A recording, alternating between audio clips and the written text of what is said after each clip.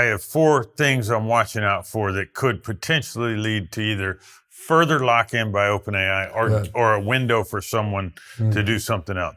And some of them I mentioned before, but I think, memory is still this thing that could just tie you to something. And OpenAI has probably done more with memory than anyone else, but no one's really got to the place where I'm telling it to remember things, to store things, to create lists, like where it starts to become like an executive assistant for you. And I haven't seen that yet. I still think that's a dimension that could really be important. Voice, we've talked about, and they're all playing with it. I think voice and also ties in with device type, and this is where Alexa may have some assets, but if the voice were spectacular, I might not have to carry the phone around as much. And by the way, but I need it. Yeah, you need an earbud. You need an earbud. I will say, advanced voice mode on ChatGPT is excellent. Grok 3's new voice, excellent.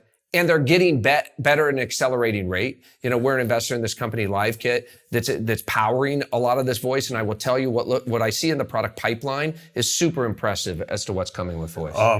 The third one's nebulous, but just someone could focus on a feature that no one has to date. And right now, the game looks so much like with the benchmarks and voice, like everyone's running at the same place. So I don't, that's an easy thing to say, but it'd have to be really out of the box. And then fourth, I just have been thinking about this. No one's really thought about a network effect. And I wonder, how you could make the quality of the AI experience a function of your user base.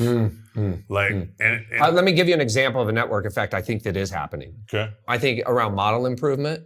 If you have 700 or 800 million monthly average users, your diversity of information and questions and answers and follow-ons, et cetera, is much, much higher.